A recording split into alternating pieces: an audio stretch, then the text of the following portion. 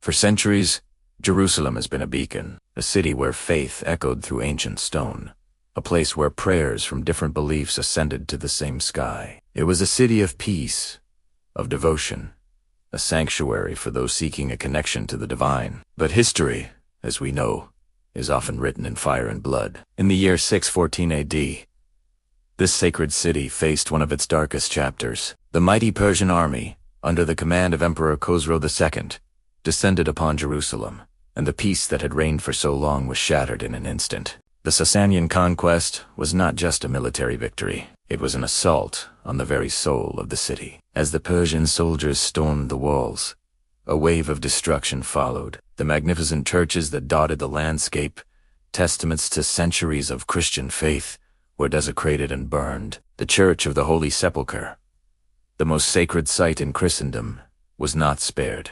Holy relics, objects of deep veneration like the true cross, were plundered and carried off as trophies of war. The religious fabric of the city was torn apart, leaving a scar that would take generations to heal. Amidst this chaos and violence, there are groups of people whose stories have often been relegated to the footnotes of history, their suffering lost in the grand narrative of empires and wars. Among these silent victims were the Christian nuns of Jerusalem, women who had dedicated their entire lives to prayer, service, and peace.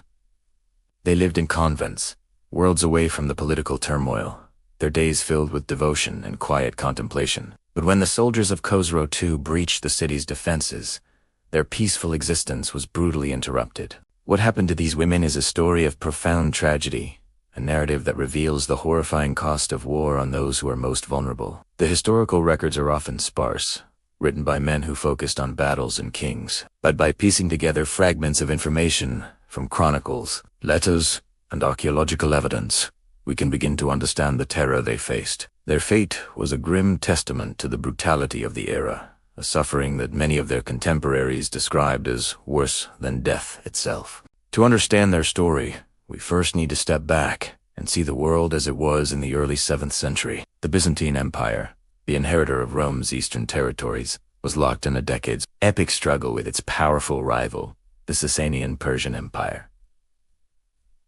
This wasn't just a border skirmish, it was a total war, a clash of civilizations that spanned from Mesopotamia to Egypt. Jerusalem, a jewel of the Byzantine province of Palestina Prima, found itself directly in the path of this conflict. For the Byzantines, Jerusalem was a cornerstone of their Christian identity. Emperor Constantine the Great and his mother, Helena, had transformed the city in the 4th century, building monumental churches and establishing it as the premier destination for Christian pilgrims. By the 7th century, Jerusalem was a vibrant, cosmopolitan city, teeming with monasteries, convents, hospices, and churches. Thousands of monks and nuns lived within and around its walls, dedicating their lives to God.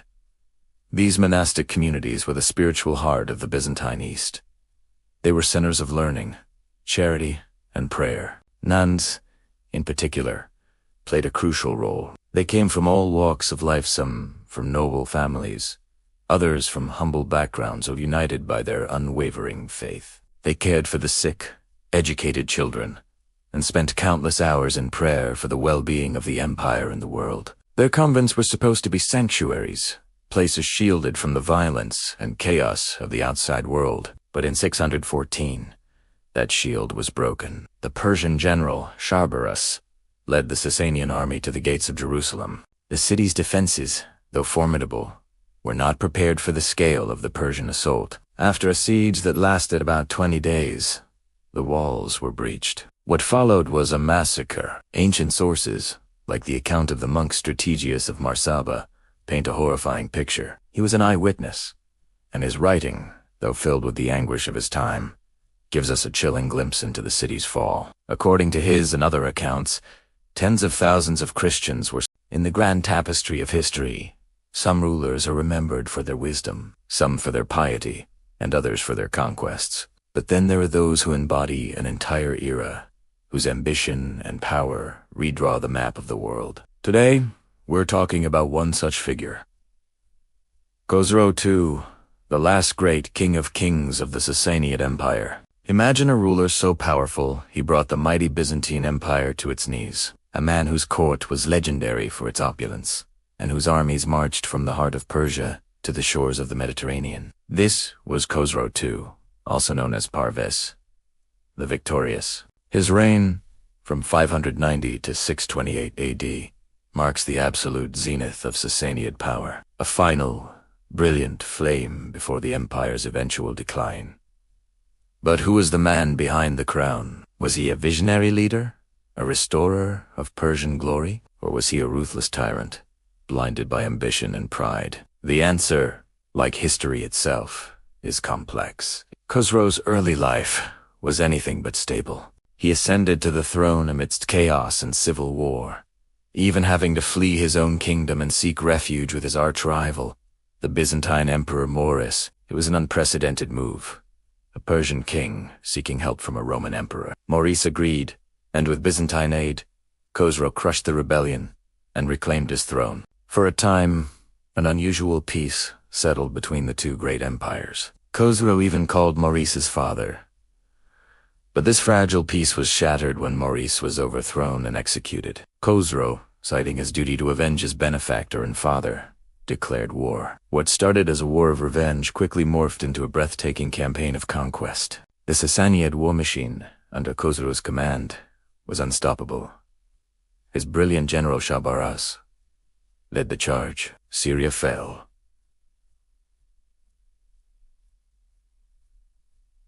Palestine fell. The holy city of Jerusalem was sacked, and its most sacred relic, the true cross, was carried off to the Sassanid capital. The shockwave of this event reverberated throughout the Christian world. It was a symbolic and devastating blow. The conquests didn't stop there. Sassanid armies swept into Egypt, a province that hadn't been under Persian control since the Achaemenids, nearly 1,000 years earlier. They even laid siege to Constantinople itself, the heart of the Byzantine Empire. At this moment, Khosrow II ruled an empire that stretched from the Indus River to the Aegean Sea. He had, in effect, restored the ancient empire of Cyrus and Darius. His court at Ctesiphon became a center of unimaginable wealth and luxury. Legends speak of his fabled treasures, his magnificent palace, and his famous war-horse Shep. He was a patron of the arts, music, and culture, and his reign saw a flourishing of Sassanid civilization. To his supporters, he was a god-king, the rightful ruler of the world. However, Khosrow's unyielding ambition would become his undoing. The long, brutal war exhausted the resources of both empires. The Byzantines, under their new and brilliant Emperor Heraclius, refused to give up. Heraclius launched a daring counterattack, not at the Sassanid armies, but deep into the Persian heartland itself, while Khosrow remained in his opulent palace, confident in his invincibility. Heraclius was chipping away at the foundations of his empire. The tide began to turn. Khosrow, who had known nothing but victory for 2 decades, refused to accept defeat or negotiate for peace. His pride and stubbornness alienated his own generals and nobility. The end came swiftly and brutally, overthrown by a conspiracy that included his own son, Khalid II. Imagine 2 superpowers, locked in a brutal struggle for centuries. This isn't a modern tale. It's the epic saga of the Byzantine and Persian empires, a conflict that shaped the course of history. Their wars weren't just about grabbing more land or treasure. No, this was a clash of civilizations, a battle for the very soul of the ancient world. At its heart lay a prize more valuable than any fortress or gold hoard, the sacred city of Jerusalem. For the Christian Byzantine Empire, Jerusalem was the center of their universe. It was where Jesus had walked, taught, and been crucified. To hold Jerusalem was to hold the heart of their faith, a divine mandate from God himself. Every pilgrim who journeyed there, every stone in the Church of the Holy Sepulchre, reinforced its sacred importance. Losing it would be more than a military defeat. It would be a spiritual catastrophe.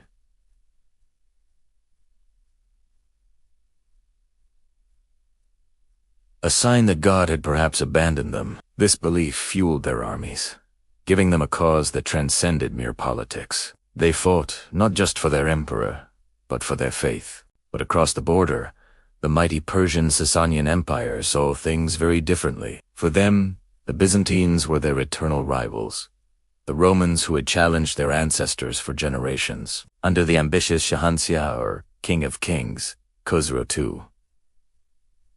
Persia was resurgent and powerful. Khosrow wasn't just interested in expanding his borders. He wanted to restore the glory of the ancient Achaemenid Empire of Cyrus the Great.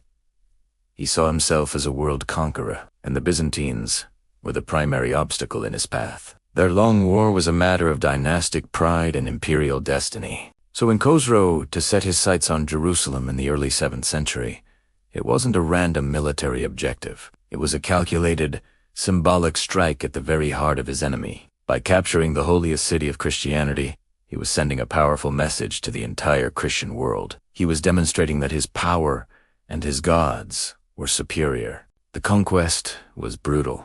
The city fell in 614 AD, and the Persians, aided by local allies, sacked it. Most devastatingly, they seized the most sacred relic in all of Christendom, the true cross, believed to be the actual cross upon which Jesus was crucified. God truly forsaken them. But this profound crisis didn't break the Byzantines. Instead, it ignited a fire of vengeance and religious fervor, unlike anything seen before. The war was no longer just about territory. It became a holy crusade. Emperor Heraclius, a brilliant and determined leader, rose to the challenge. He rallied the broken spirit of his empire, recasting the conflict as a holy war to reclaim the true cross. He melted down church silver to pay his troops, and with the Patriarch of Constantinople at his side, he marched his armies out not as a king, but as a crusader. The war that followed was epic. Heraclius didn't just defend his borders. He took the fight directly to the Persian heartland, a daring and unprecedented move. He pushed his armies to the brink, winning stunning victories against all odds. His campaign culminated in a decisive battle near the ancient ruins of Nineveh. The Persian army was shattered, and the once mighty Khosrow II was overthrown and killed by his own son. The war was over, and as part of the peace treaty, the new Persian ruler returned. The year is 614 AD. For centuries, the holy city of Jerusalem had stood as a beacon for the Christian world, a jewel in the crown of the Byzantine Empire. But on the horizon, a storm was gathering. The mighty Sassanian Persian Empire, under the ambitious King Khosrow II, was on the march, fueled by decades of rivalry and a desire to restore the ancient glory of the Achaemenid dynasty. Their goal was nothing less than the conquest of the Byzantine East, and Jerusalem was directly in their path. Inside the city walls, a sense of dread mingled with defiance. The Patriarch, Zacharias, led the prayers, his voice echoing through the hallowed halls of the Church of the Holy Sepulchre. He urged the citizens to trust in their faith and the strength of their defenses. The city's garrison, though outnumbered, prepared for the inevitable siege. They reinforced the ancient walls built by emperors past, stockpiled supplies, and sharpened their blades, ready to defend their homes and their faith to the last breath. The air grew thick with tension as reports from scouts confirmed the worst. A massive Persian army, commanded by the brilliant General Shahrbaraz, was approaching. The siege began with a terrifying display of Persian military might. Enormous siege towers, taller than the city's ramparts, were rolled into position. Catapults hurled massive stones, day and night, smashing against the walls and sending tremors through the city. The defenders fought back with courage, raining down arrows, rocks, and boiling oil on the attackers below. For 20 long days, the city held. The spirit of resistance was fierce, a testament to the people's love for their sacred home. They believed God was on their side, that a miracle would save them from the invaders. But the relentless Persian assault began to take its toll. The constant bombardment weakened the walls, creating breaches that grew larger with each passing day. The defenders, exhausted and with dwindling supplies, struggled to repair the damage. It was then that the tide turned decisively. The Persian army, a disciplined and professional force, exploited a critical weakness near the Tower of David. A section of the wall, battered and crumbling, finally gave way. With a deafening roar that mixed with the screams of the terrified populace, the Persian soldiers poured into the city. What followed was a scene of utter chaos and devastation. The organized defense of Jerusalem shattered into 1,000 desperate individual struggles for survival. Streets that had once echoed with prayers and commerce now ran with blood. The Persian forces, hardened by a long and brutal campaign, showed little mercy. They moved through the city with ruthless efficiency, their primary objective being to crush any and all resistance. The local garrison was quickly overwhelmed, fighting and dying in the narrow alleyways and courtyards of their beloved city. The civilian population suffered immensely. Homes were broken into and looted. Families were torn apart in the confusion. Many sought refuge in the city's most sacred places, hoping the sanctity of the churches would protect them. They crowded into the Church of the Holy Sepulchre, the Church of the Resurrection, and other holy sites, praying for deliverance. But their prayers went unanswered. The invaders desecrated these holy places, targeting the symbols of the city's faith. Religious leaders, who had been the moral backbone of the defense, were specifically hunted down. The Patriarch Zacharias himself was captured, a symbolic blow to the heart of Jerusalem's Christian community. The Persians' conquest was not just a military victory. It was a profound psychological and spiritual blow to the Byzantine. Somber, atmospheric music begins. Have you ever wondered what happens when a society turns its back on its foundations? When the places of peace and sanctuary become targets of rage and chaos? It's a chilling thought, but for countless people throughout history, it was a brutal reality. Imagine a world, a world of order and faith, suddenly turned upside down. This isn't just a story from a distant, forgotten past. It's a recurring chapter in human history. It begins with whispers of discontent, growing into a roar of revolution or conquest. And in the eye of this storm, often stand the silent, stoic buildings that have watched over generations.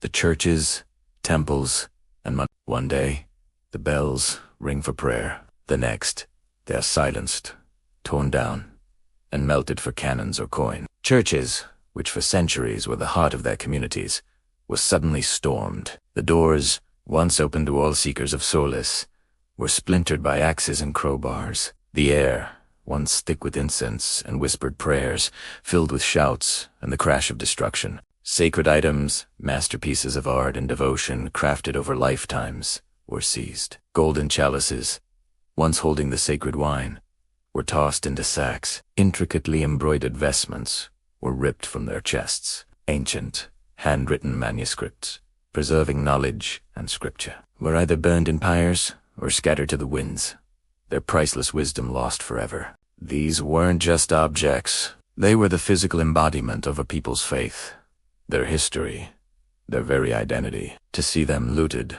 was to see their soul being torn away. With the desecration of these holy places, order disappeared overnight. The moral and social fabric, woven tightly around these institutions, unraveled with terrifying speed. What was once unthinkable became commonplace. The trust between neighbors evaporated, replaced by suspicion and fear. The community's anchor was gone, and society was cast adrift on a sea of anarchy. And what of the people who had dedicated their lives to these places?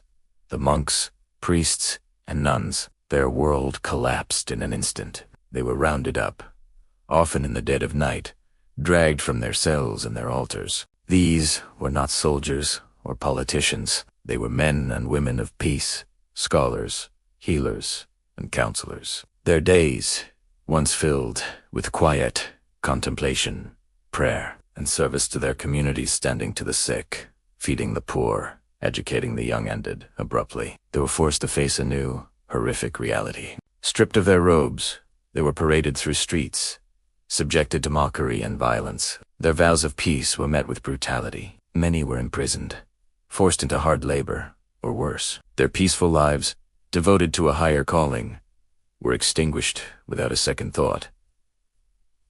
Their crime, simply being who they were.